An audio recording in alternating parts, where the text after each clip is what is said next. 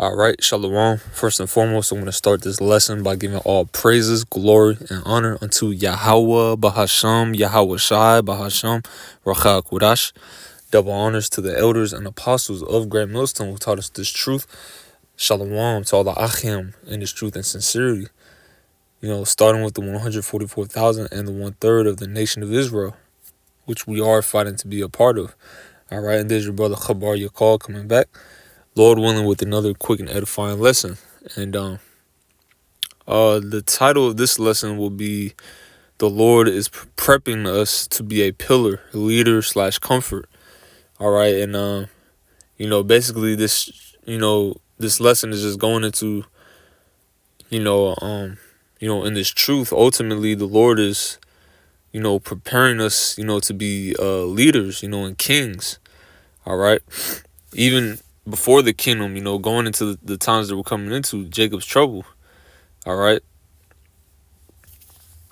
for a short period of time, it's going to be like the ancient world again. It's going to be like, well, I mean, the scripture says it. It says, there shall come a time of trouble such as was never. So when Jacob's trouble happens, it's going to be like the ancient world. In the ancient world, people got put to death. It was real. People got stoned. People got their hands chopped off. If you said something to a man that was like fighting words, you fought to the death in the ancient world. So Jacob's trouble is going to be that on steroids. Because on top of all what I just mentioned, you're going to have wild beasts. You're going to have newly created beasts that no one has ever seen before. Sasquatch, all right, Godzilla, Leviathan, creatures that you've never seen before. It goes into that in the book of Wisdom of Solomon. It speaks about, animals that shot, lightning out of their eyes, things of that nature.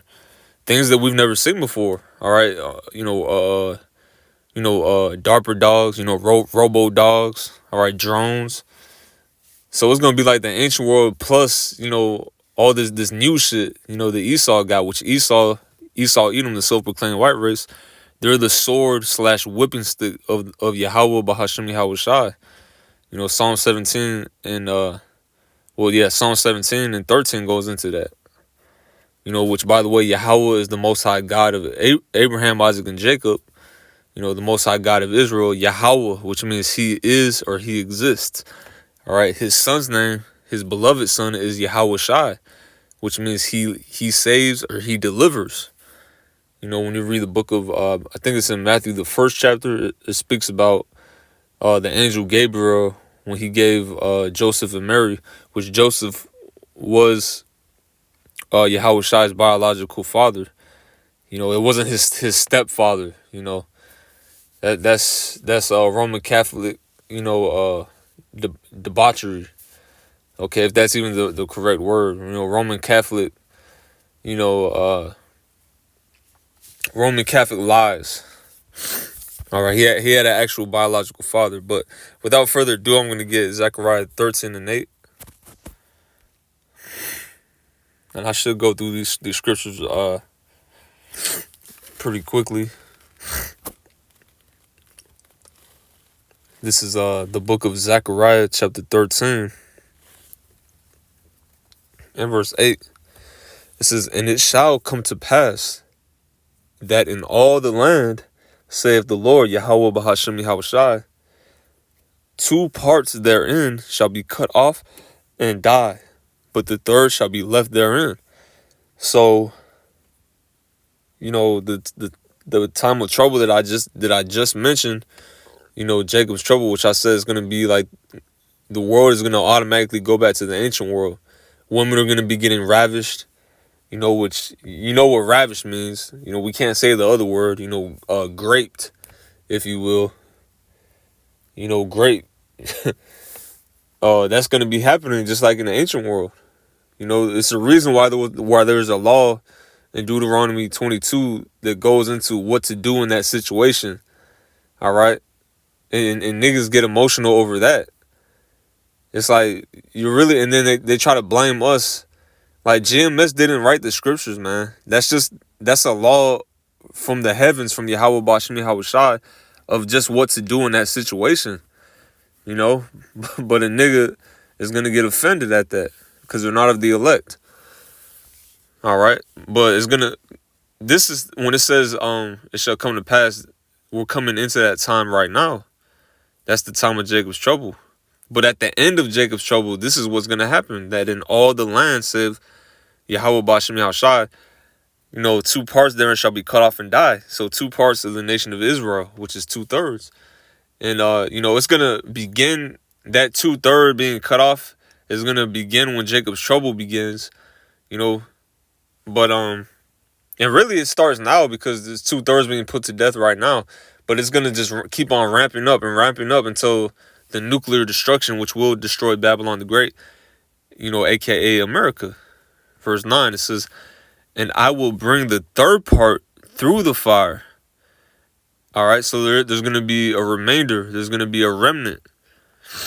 All right, of the whole third.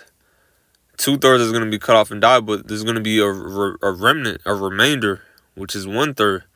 The 3rd part, you know, he says he's going to bring the 3rd part through the fire and will refine them as silver is refined, and will try them as gold is tried.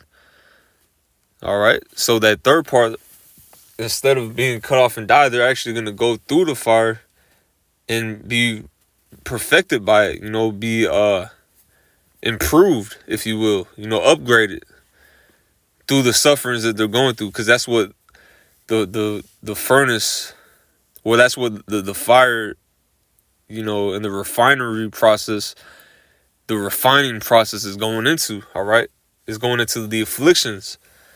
All right, and to prove that, let me get a precept real quick. Like I said, I'm gonna try to get these scriptures fast. You know,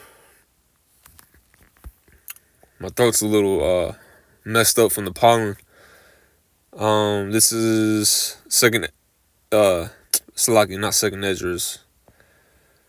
Ecclesiasticus chapter 2, verse 1. It says, my son, if thou come to serve the Lord, prepare thy soul for temptation, which means prepare to be tested.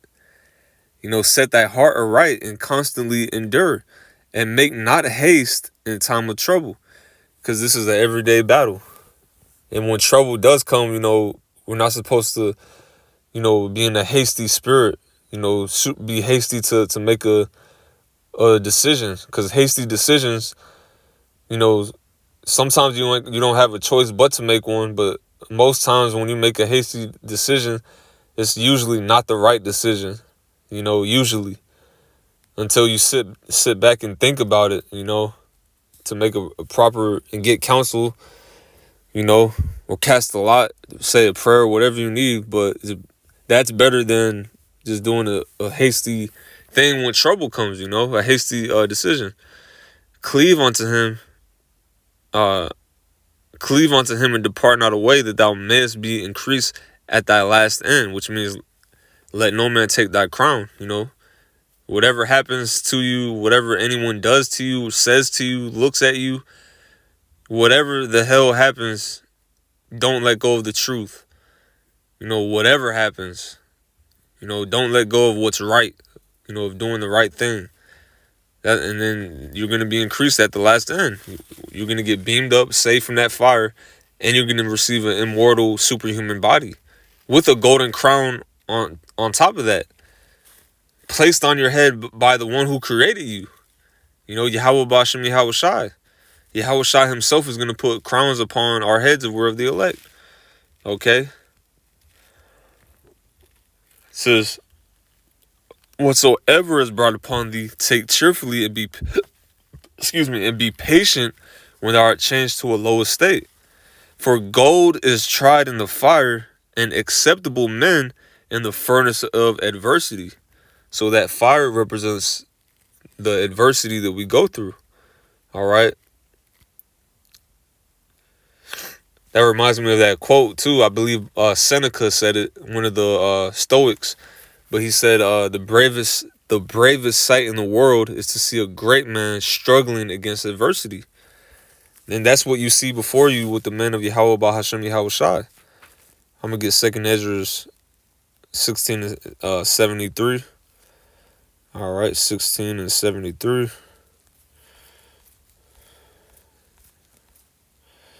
All right, and it says, and this is talking about the time of Jacob's trouble. All right, like I said, it's gonna go back to the ancient world, but worse. Worse than any time you could think of the ancient world. Even in recent history, when you're going back to the American slave trade. All right, this is 2 Ezra 16 and verse 71. It says, they shall be like madmen, sparing none, but still spoiling and destroying those that fear Yahweh Ba'Shem Yahushai. Esau Edom, he's going to come down with great wrath because he knows he has a short time. All right. So he's going to start, trying to destroy those that fear the Lord, which is the Israelites, beginning with the elect. It says, for they shall waste and take away their goods and cast them out of their houses. Then shall they be known who are my chosen, and they shall be tried as the gold in the fire. So in that day, it's going to be known, because the hour of temptation, the moment of testing, in Revelation, what's that, 3 and 10, that's going to be the deciding factor of who's a man of Yahweh Ba'Shem Yahushua, of who's of the elect, the ones who don't take that, even under the threat of destruction,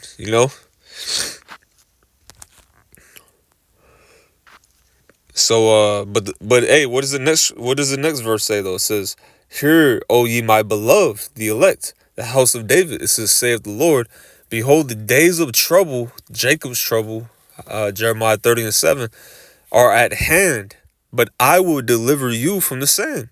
So he's gonna deliver the elect. All right. So we're not supposed to be afraid. It says, "Be not afraid, neither doubt, for Yahweh Ba'Shem Yahushua is your guide." So even though we know this is coming, the threat of death, the possibility of us being a martyr, where we still got to trust in Yahweh Ba'Shem Yahushua and be a man at the end of the day.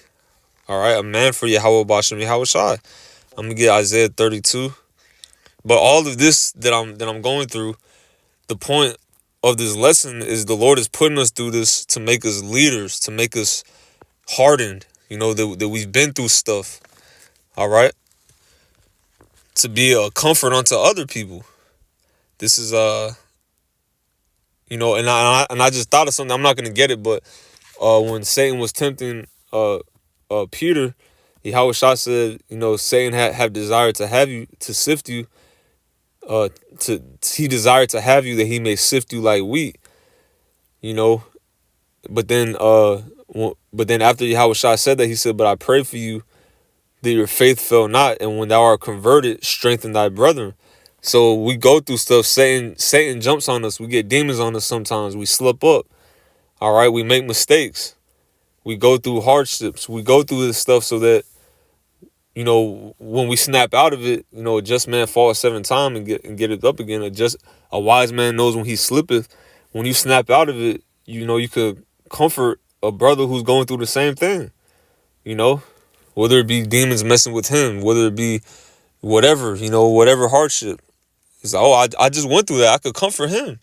I could exhort that brother, Isaiah 32 and 2, it says, "A man shall be as a hiding place from the wind, and a covert from the tempest," which that wind is ultimately destruction. From whatever destruction is going to come during Jacob's trouble, all the way up until the missiles, the ultimate destruction. But a man is going to be a hiding place from that. It says, "In a covert from the tempest, as rivers of water in a dry place, as the shadow of a great rock in a weary land." All right, just like if you're in the desert, you want water. Your mouth is dry. You're going through a drought. It's like, if you find a spring of water, that's going to be like you just found gold. All right, the same thing if the sun is baking you, you're just being cooked by the sun. And you find a tree with shade, that's going to be relief, a breath of fresh air. That's how a man is going to be in that day. Okay? And that's when Isaiah 4 and 1 comes into play, which that's Lord, and that's going to be my next video. But the Lord is going to set us up to be those men of comfort. All right? And I'm going to end off with this, Revelation 3 and 12. I already mentioned 3 and 10. But the ones that overcome that, the our temptation, who don't take that chip, that RFID micro CHIP, which is the MOTB, this is part of the reward.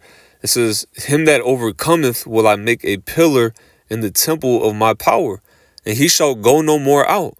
And I will write upon him the name of my God, Yahweh, and the name of the city of my God, which is New Jerusalem, which cometh down out of heaven from my God.